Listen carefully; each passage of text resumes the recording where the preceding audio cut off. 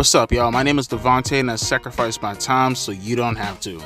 So typically this will be around the time when I start to reflect off of the AEW Dynamite numbers, and I compare it to NXT to see how they grew this week compared to the previous weeks. Unfortunately, because of the holidays this week, they postponed it for tomorrow, so we'll get to that tomorrow. We'll talk about the numbers and how they did this week tomorrow. What I do want to reflect on, though, is when I was going on Twitter, right? Because I'm looking up the numbers, I'm waiting, when is it going to post so I can get this video out. I seen this post from Tony Khan, and it really got under my skin. It really got under my skin. And look, I'll just say this on the outside. I've always made this a point in the past, but apparently it goes over people's heads because obviously, whether it's from the pro WWE side where they feel like, oh, you're dunking on Tony Khan, that's the man, hell yeah, you're awesome for doing that, or the anti-WWE side or the pro AEW side, when they're like, oh, you're obsessed with Tony, you hate Tony, this, that, and the third. Folks, I don't know, let me remind you, I am a pro wrestling commentary channel, okay? I reflect off of mainstream professional wrestling, typically. Not always, but most of the time it's mainstream professional wrestling, whether that's WWE or AEW. That's typically what I talk about. Unfortunately, AEW tends to be in the news more often than not compared to WWE. So, therefore, they're typically going to be talked about more than WWE. I don't make the rules. I just commentate on it. If you have anyone that you want to blame for this, you go blame your homeboy Tony Khan. If he stays out of the news, if his company stays out of the news, if his wrestlers stay out of the news, then I have nothing to talk about in regards to AEW. Now, with that being said, I have nothing against Tony Khan personally. He seems like dropping the gimmick and all the video character shit. So he seems like a nice guy. I don't have a problem with Tony personally. I'm pretty sure he's an awesome guy in real life. But we're talking about professional wrestling. And in that regards, I said it once. I'll continue to say it till the end of time, until something changes drastically. He is, by far, from a mainstream wrestling standpoint, one of, if not the worst wrestling promoters / bookers I've ever seen, ever in the history of professional wrestling. The way he books, it's very inconsistent when it comes to the wrestlers, when it comes to the segments, when it comes to the actual action that you see every week. It's very infrequent as far as what we get out of the talent, as far as building any kind of relatable relationship with said talent. It's literally, you have to go research their background, or you have to follow them outside of AEW in order to have a grasp as far as who they are, or when it comes to the wrestling aspect in itself. That's all you get. There's rarely anything in regards to legitimate angles, because that's what I talk about when I say or suggest story, not the bare minimum fundamental, or this guy hates this guy, or this guy wants to be better than this guy, just the fundamental foundation. No, an actual angle specific for those two superstars, a storyline in between, talking about these superstars, doing things outside of the ring. I don't understand how this can obviously be looked over when it comes to people who want to, play stupid and suggest that, no, the AEW, they absolutely tell stories. No, okay? That's like saying me and Einstein can both do math. No. I can do 2 + 2 math. Einstein can tell you E = MC squared. You get where I'm going with this? Now, I use all this to kind of build up in this long-ass diatribe to bring up this post that I seen from Tony. Like I said, I have nothing against the guy, but check this out. He posts this: if you're unfamiliar with Ultimo Guerrero, that's okay.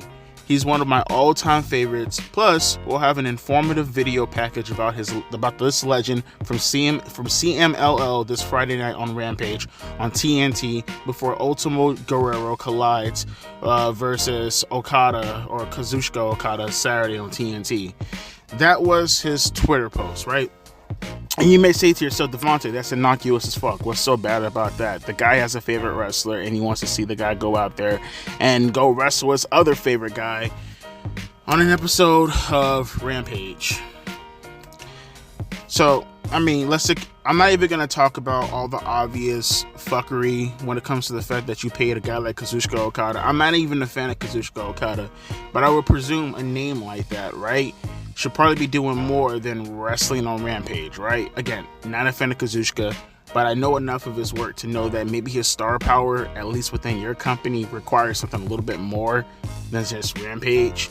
And if you don't believe me, then go look at his paycheck and I'll justify everything I'm currently seeing at the moment. But that's what I mean about the inconsistent booking when it comes to Tony Khan. But that's not even my main problem with that. I want to redirect your attention to WWE for a second. You're probably looking at the thumbnail right now, which I'm going to do right now just to kind of bring up my point and kind of illustrate this point a little bit more well. So I like to coin this current phase of WWE building up the SummerSlam currently at the moment, the summer of WWE. I know, very creative, right? But the only reason why I dub it that is because in a long time, I can't remember the last time WWE had so many interesting stories going on all at one time. All at one time, like not even 2 months ago, I couldn't even think of an interesting story for WWE. And then just out of fucking nowhere in the past 3 weeks, they just built up like fucking 8 or 9 ridiculously interesting stories going into SummerSlam, going into Money in the Bank, and going into SummerSlam. So look at this. Again, you can look at the thumbnail if you want to. We got CM Punk and Drew McIntyre. We got Roman Reigns potentially coming back to confront Solo Sikoa and his new bloodline. You have potentially what could be a World Championship match between Cody Rhodes and Randy Orton and all the history between those guys. Obviously, Uncle Howdy just arrived. Those are the big four. We're not even talking about Seth Rollins coming back and confronting Damian Priest. We're not talking about the dissension already within the Judgment Day between Damian Priest and the rest of the members of the Judgment Day, and or within the Judgment Day in itself, Liv Morgan causing a lot of dissension as far as, breaking them apart from the inside. Also on top of that, with Rhea Ripley potentially coming back to take her out because of how she's doing because of what she did in the Judgment Day, got myself tongue twisted there, and how she's basically stealing Dominic Mysterio away from her. And we're not talking about Logan Paul as United States Champion, right? Or Braun Breaker and what he's currently doing right now on the roster. And hell, things that I can even fit on the thumbnail, like what's going to happen with Chad Gable. Like, do you see how many interesting stories we have going on at the moment in WWE? It feels like every box is being checked left and fucking right. That's in WWE, bruh. Everything just seems so fucking compelling and interesting, to the point that I'm really, really hyped up for SmackDown tomorrow. I really want to see if Uncle Howdy's going to show up. I really want to see if we're going to see some type of more, because we got a glimpse of it a little bit where Randy Orton looked at Cody Rhodes' World Championship at Clash at the Castle. Is there going to be something that kind of gives us clues as to whether or not Randy and Cody are going to wrestle at SummerSlam? And then obviously CM Punk and Drew McIntyre, right? There are so many interesting, fun things currently going on at the moment in WWE, and we're not even technically, we're on the road to SummerSlam, but that's not even the next pay-per-view. We're talking about the Money in the Bank, which is another layer of story, because who's going to win the Money in the Bank briefcases for the women and the men? That's another story outside of this, it's just so much going on in WWE. And the reason why I illustrate this is because I don't need anyone calling me a WWE fanboy. It's to let you know how many compelling things are currently going. There's not one thing that I just named right now that was some random mid-card, lame main event bullshit. Everything that I just named right now, are you going to argue against that? Huh? Are you going to argue against, let's just go with the big four alone. Are you going to argue against CM Punk and Drew McIntyre? Are you going to argue against the return of Roman Reigns and what's going to happen with him in the bloodline? Are you going to argue against the potential of Cody Rhodes and Randy Orton? Are you going to argue against Uncle Howdy currently at the moment? No, you're not. At this point in time, you're not going to argue against all of that, because you'll just be showing your true colors. Those are objectively very, very, very interesting stories. Very, very compelling stories that haven't even gotten, they haven't even made it to the first stage of what the fuck can happen with all these stories. Even CM Punk and Drew McIntyre, because we have yet to understand whether Punk and McIntyre haven't had a match yet. They haven't even had a match yet. And like I said, that doesn't even bring into context what's going to happen with Seth and Gunther. Like I said, the potential with Damian Priest and the rest of the Judgment Day, including Liv Morgan, including Rhea Ripley. There are just so much things happening in WWE at the moment. And your answer to all of this, your answer to getting your ass kicked by not Raw, not SmackDown, but NXT. Last week, who knows, maybe they might beat them this week, maybe they might beat them tomorrow, and if they do, I guarantee it won't be by a lot. But your answer to not only getting your asses kicked by NXT, but to show how little you mean in the grand scheme of things of what's going on in the current atmosphere in WWE, is to tell us about Ultimo Guerrero. Now, I'm pretty sure Ultimo Guerrero may be a good talent. He may be an awesome talent. He may be fire in the ring. But what the fuck do I care? Why the fuck do I care? Huh? How do you actually sit back and justify this? How do you sit back and then say to yourself, I'm going to tweet this out and it's going to be legitimate? People are going to see what I'm tweeting out right now, and gosh darn titty fuck, people are going to come clamoring to want to watch Ultimo Guerrero rather than wanting to watch any of the programming on WWE. You see, right now, I think as far as the distance, as far as the programming and consideration compared to WWE, this is as close as a company can ever get to TNA status right about now, as far as the disparity is considered when they were, going head to head, right? Not to say that AEW is going head to head, nor could they, because they get their asses demolished. But I mean, in terms of a prominent company that is still on cable television, that is still, I guess, thriving by definition, right? Going up against another company who also happens to be on cable, not on the same day, obviously, but also on cable, also incredibly relevant. The last time we had something along the lines of this, obviously, was TNA in 2010. This right here is as close as you can get, in my opinion, before TNA switched days, because they couldn't take it anymore. They couldn't take the heat, so they left the kitchen. AEW is so, I don't even want to say uncompelling, it's just flat out boring. It's a very, very boring program right now. I look at AEW right now, and you think I was joking around when I reviewed AEW last night? No, I was dead ass serious. I was frustrated. I was legitimately just rubbing my head in a circular motion, trying to kill the headache that was currently going on at the moment, because I'm legitimately just saying to myself, when will this end? It's a chore. It's not watching professional wrestling because I enjoy professional wrestling. It's watching professional wrestling because I need a video in order to upload because it's my schedule. It's a chore. It's not even a hobby. It's a job at that point. You've turned wrestling into a job for me. I do not want to watch professional wrestling and look at it as a job. And for those who would say things along the lines of, Devontae, you're always super harsh on AEW. God damn it, I was just as harsh on WWE a few weeks ago. You can't name me one good review that I gave WWE outside of maybe their pay-per-views, and even then, you can't give me one solid good pay-per-view or show review before Clash of the Champions from WWE. In the past, maybe 2 months, damn near? You'll be very hard-pressed to find something of me not complaining about SmackDown. Hell, I even went after NXT for the past 2 weeks before this week actually gave me a good show. So no, it's not that. And I've praised AEW in the past, and I have no problem praising them right now. I'm not a tribalist. For those who want to deem me a WWE fanboy, I bring receipts. All you have to do is disprove me and tell me why I'm crazy, not based off of your perspective of how you feel about a certain superstar, a certain rivalry. No. Disprove me as far as telling me objectively what I just said right now isn't compelling. Not to you, but objectively to anybody else. Now, I can sit back and I can tell you why no one gives a fuck about Ultimo Guerrero, why no one gives a fuck about the Owen Hart tournament, why no one practically gives a fuck about the women's division, why no one can even tell you what the fuck is going on in the mid-card division. The only thing you legitimately have to your name currently at the moment is two things. You have MJF as a name, right? And even then, what the fuck is he doing right now? And you have Swerve Strickland and Will Ospreay. That's it. Even the Elite angle right now ain't popping. It's not. It's not at all. And that comes right back to the inconsistent booking of Tony Khan. He didn't keep the heat on the fucking pot. The water's no longer boiling. He took it off. That's his fault.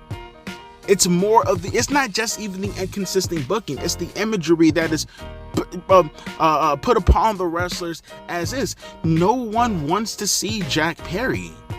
I'm sorry, no one wants to see him. No one wants to see the Young Bucks. None of these guys scream television.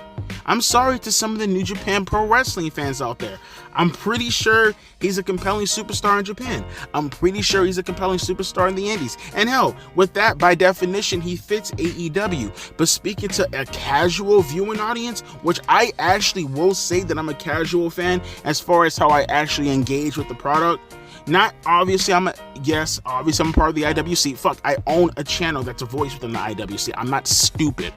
But at the same time, as far as how I engage with my wrestling matches, as far as how I engage with my shows, yes, I consider myself a casual viewer in that sense. No one, I'm speaking for them, no one gives a fuck about Okada. No one gives a shit about anything in regards to the Forbidden Door. No one gives a shit about Sasha Banks going up against whoever from Mexico. No one cares about any of this but your markish ass fans who for some reason can watch the rat run on the wheel and he gets tired and then he starts running again and he gets tired and he starts running again and he gets tired and he runs again, and each time you clap your hands like a fucking monkey, thinking to yourself, well, he's running just 1.5 seconds faster than the last time. Holy shit, he did 4 rather than 5 revolutions on the wheel this time. That's how I look at how you guys view professional wrestling nowadays, because there's no way how you can look at the product today and distinguish what the fuck happened this week compared to the previous week in regards to the in-ring action. It's the same fucking thing every single week. The same thing, the same moves, the same false finishes, the same stupid ass expressions believing, oh, well, I'm angry because this guy kicked out of my finishing move that I don't even call a finishing move anymore because, you know, it's oxymoronic because it doesn't finish anybody anymore. It's just one of my moves. Did you see the match? I caught it. I caught Neville and Cesaro while the video was uploading last night. You thought I was kidding? If I had to review AEW Dynamite, what the fuck would I have said about that? Usually my last timestamp, it goes a little bit longer than the majority of the other previous timestamps. Not all the time, but the majority of the time. I probably go at least 8 to 10 minutes on that timestamp, right? What the fuck can I say about Cesaro and Neville? That's something that will usually be talked about in regards to my timestamps in the middle of the show. Had I talked about that match, I would have said something for like 3, maybe 4 minutes. That would have been the shortest fucking review for my timestamp in the last spot out of any review I've ever done, period. That's how, there's nothing to talk about with that match. There is no cliffhanger to getting you to want to watch AEW coming up next week on Dynamite. No one watches Collision. Don't fucking tell me to watch Rampage. You're gonna have to pay me to watch Rampage.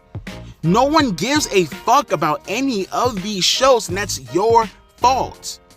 So you take this programming and you see all the things that are currently going on in WWE at the moment, and you're gonna sit here and try to tell me that what you're talking about in your tweet, in my opinion, which is a generalization, a broad generalization of how you feel about your company currently at the moment going up against WWE, this is what you feel is gonna be satisfactory as far as putting up against WWE, the Ultimo Guerreros of the world? Your inconsistent booking of your world champions, the Forbidden Door concept as a whole, because like I said, I read that as a broad perspective. I take everything that what you're saying currently at the moment, you're telling me essentially Forbidden Door can go up against Punk and McIntyre. For the AEW fanboys, tell me if I'm lying. He's saying Forbidden Door at this very moment can go up against Punk and McIntyre. He's saying Forbidden Door can go up against Uncle Howdy at the moment. He's saying Forbidden Door can go up against Cody Rhodes and Randy Orton. He's saying Forbidden Door right now can go up against the return of Roman Reigns, potentially heading up and going head to head with Solo Sikoa. That's what he's telling me at the moment. That's what he's telling you at the moment. Now, am I being tribalistic by saying he's out of his fucking mind? Huh? Is it tribalistic to bring up the notion of objectivity that the thing that you're currently trying to put in my face and telling me that it's better than the creative decisions that are currently being done in WWE right now that are fresh, that do feel new, that's building up to something that feels like it's going to give you a big honking fucking dosage a fucking like happiness at the very least, like excitement, like a strong dopamine effect, that you feel satisfied for what you're watching as a professional wrestling fan. You're gonna say that what they're currently doing at the moment, objectively, what they're doing at the moment is somehow beneath the Forbidden Door stuff? With a straight face, you're gonna say that. Because if you're saying that I'm being tribalistic by saying that, no, you're absolutely wrong, hell to the fuck no, then what the fuck do you call not being tribalistic? Are you not tribalistic? Are you not tribalistic? It gets to the point sometimes where you can have your opinions, but you can also have dumb fucking opinions. And that's not subjective to say your opinion is fucking dumb. There's no way you're gonna bring up someone like Little Romeo and tell me he's on par with Tupac. You can't do that with a straight fucking face. You can't. You can't do that with a fucking straight face and think that I'm gonna take you seriously. You can't take Jack Harlow and say that he can go head to head with Nas on the microphone. Well, Devontae, everything is subjective. Okay, what if I say that all these things were subjective and your opinion is still horrifically fucking wrong in the grand scheme of things? And if you don't believe me, ask your compadres that surround you. When the voice starts to go silent and then they respond and they say the thing that you want them to say after staring at you for a couple of seconds, looking side-eye, know that they're saying that because they don't want to piss you off or because they know that the narrative that is currently going on at the moment makes them look just as fucking dumb. But they know deep down inside, the AEW fanboys know deep down inside that Tony Khan does not know how to book. And if this is how he's planning on booking, going throughout the summer, heading up with WWE over the summertime with what they have currently going on at the moment, you're out of your fucking mind. You're delusional as absolute all tiddly fuck. You don't know what you're talking about, and I can't take you seriously as a professional wrestling fan. You may call yourself a professional wrestling fan, but nah, I don't. What are you judging here? What are we doing here? Like I said, it goes right back to the concept of you don't like AEW, you hate WWE. What more can I say about that? Nothing. That's why I'm gonna leave it up to you guys in the comment section. Am I saying something wrong? Is it really tribalistic to bring up all these things and really say to myself, hey, it's happening, it's right directly in front of my face? There's no way in possible fucking hell that the conclusions that I'm coming up to right now, that the majority of everybody else doesn't see it this way, right? It's only a handful of people. It's only a niche group. Typically those who smell like BO. Typically those who have pews from their chin all the way to their nutsack, right? Their hairy nutsack that they'll never groom, because what's the point when there's never going to be a woman to go anywhere near that?